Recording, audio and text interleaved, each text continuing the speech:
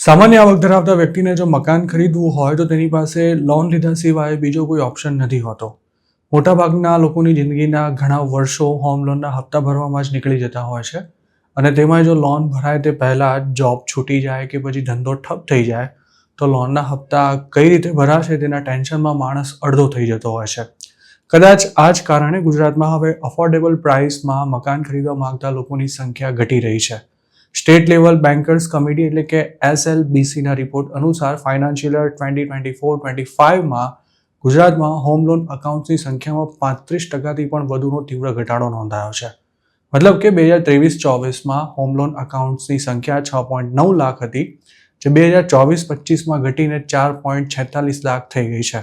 જોકે જેમને મકાન ખરીદવામાં બજેટનો કોઈ પ્રોબ્લેમ નથી તેવા લોકો દ્વારા હોમ લોન લેવાનું પ્રમાણ વધતા લોનની એવરેજ ટિકિટ સાઇઝ વધી ગઈ છે અને 2024-25 દરમિયાન હોમ લોન પેટે ડિસ્બર્સ થયેલી રકમ પણ યર ઓન યર 8.9% જેટલી વધીને 58,399 કરોડ રૂપિયા પર પહોંચી ગઈ છે.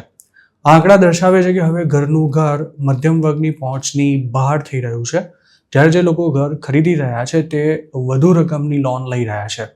આ સિવાય એવરેજ ટિકિટ સાઇઝમાં થયેલો વધારો એવું પણ દર્શાવે છે કે મકાનો મોંઘા થઈ રહ્યા છે કે પછી લોન લેનારા પોતાનું બજેટ વધારી રહ્યા છે.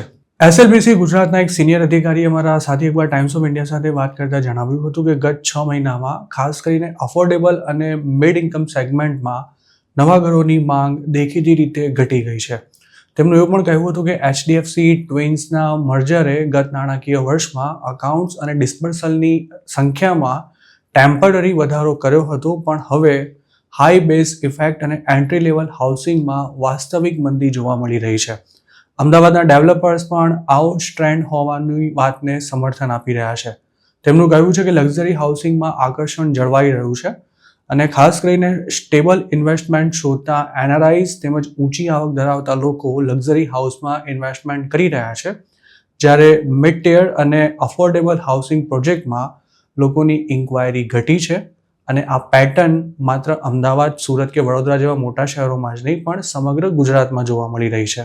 હાઉસિંગ ફાઇનાન્સ કંપનીઓ મોટી લોન્સ ડિસ્બર્સ કરી રહી છે, પણ કસ્ટમર્સની ઘટતી સંખ્યા ડિમાન્ડમાં ઘટાડાની સાથે સપ્લાય અને અફોર્ડેબિલિટી વચ્ચે વધી રહેલા અસંતુલનને પણ દર્શાવે છે.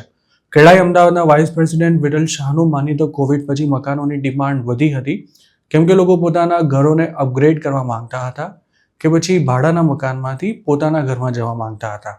છેલ્લા 3 વર્ષમાં જમીન અને બાંધકામની કોસ્ટ વધતા મકાનોના ભાવ પણ વધ્યા છે, જેની સામે લોકોની આવકમાં એવો કોઈ મોટો વધારો નથી થયો અને ઇન્ફ્લેશન સાથે જો આવકમાં થયેલા વધારાને એડજસ્ટ કરવામાં આવે તો ઓન પેપર દેખાતો વધારો ઓર ઘટી જાય છે અને તેના કારણે હાઉસિંગ માર્કેટ હાલ ઠંડુ છે.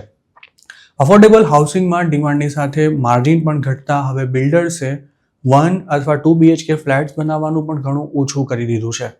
તેમાં રીડેવલપમેન્ટની સ્કીમમાં તો મોટાભાગે 3 અને 4 BHK ફ્લેટ્સ જ બની રહ્યા છે, જેની પશ્ચિમ અમદાવાદમાં કિંમત નાખી દેતા કરોડ-સવા કરોડથી માત્ર શરૂ જ થાય છે. આ ઉપરાંત માર્કેટમાં હાલ લિક્વિડિટીની પણ ક્રાઇસિસ ચાલી રહી છે, જેથી અફોર્ડેબલ સેગમેન્ટ સ્ટ્રગલ કરી રહ્યું છે, જ્યારે પ્રીમિયમ સેગમેન્ટ એકંદરે સારું પ્રદર્શન કરતું દેખાઈ રહ્યું છે. અમદાવાદ રિયલ્ટર્સ એસોસિએશનના વાઇસ પ્રેસિડેન્ટ કમલ વાટલિયાનું માનીએ તો સ્ટોક માર્કેટમાં આવેલી તેજીએ ઇન્વેસ્ટર્સનું બિહેવિયર બદલી નાખ્યું છે.